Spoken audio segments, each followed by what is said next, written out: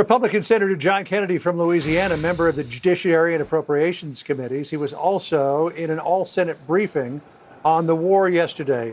Senator, let's start, first of all, with the president's pledge of $100 million in aid to the Palestinian territories, Gaza and the West Bank. Clearly, the Palestinians in Gaza are desperately in need of aid, but how to ensure that that aid goes to them and not to Hamas?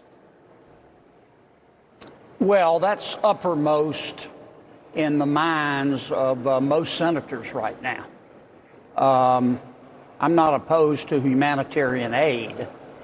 I am opposed to humanitarian aid that ends up in the hands of Hamas, which is used to kill more innocent people.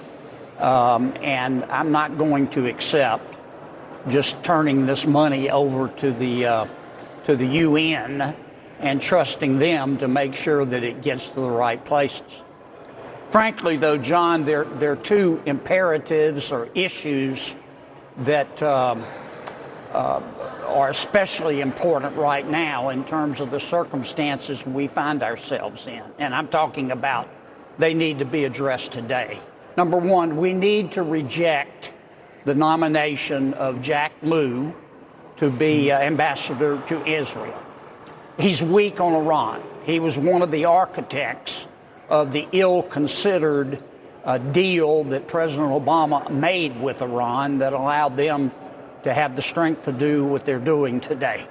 To his credit, Mr. Lew he's one of the smartest people on the planet. If you don't believe me, just ask him. To his detriment, how can I put this? If Mr. Lew had been in charge when the Japanese bombed Pearl Harbor, he would have appointed a task force to find out what we did to appease to offend the Japanese. We need a strong, firm road warrior right now. We don't need somebody who believes in appeasement. Number two, President Biden's got to give a strong speech tonight. It's got to be firm and it's got to show resolve, because this is what our enemies see. These are just the facts. Our enemies, Russia, China, and Iran, the Ayatollah, they can read polls. They see that many Americans, fairly or unfairly, think that President Biden is older than the Adirondack Mountains and isn't really up to being president right now. Our enemies remember when President Biden cut and ran in Afghanistan. Our enemies know that President Biden has been reluctant to give Ukraine the weapons that it needs to win. Our enemies know that President Biden's administration has put sanctions on Iran, but they haven't really been enforcing them. Iran's making millions of dollars a day selling its oil, and we haven't done anything to stop them.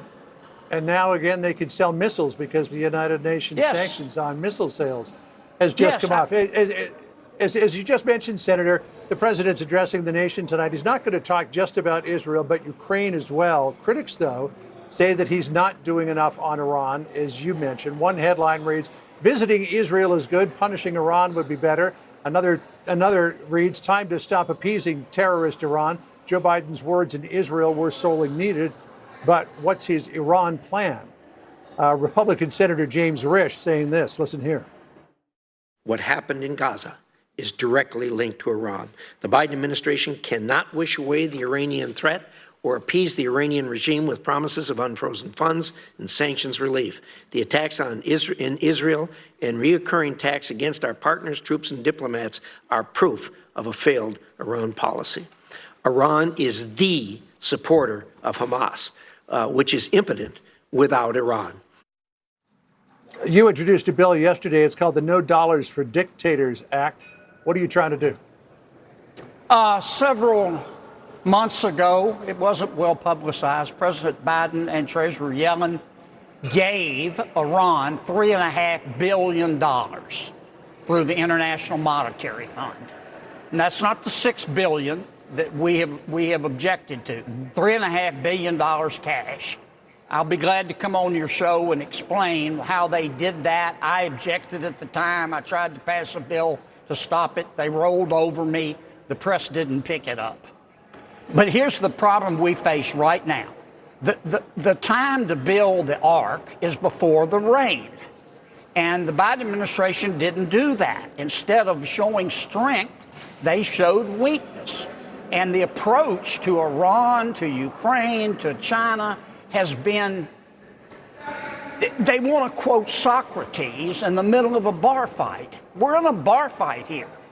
And weakness invites the wolves. Peace through weakness doesn't work. And President Biden needs to be firm tonight. He needs to be resolute. And I'm sure Mr. Liu is a nice man, but he's got no business. He's got no business, given his record, being ambassador to Israel. The Israelis are not going to like him.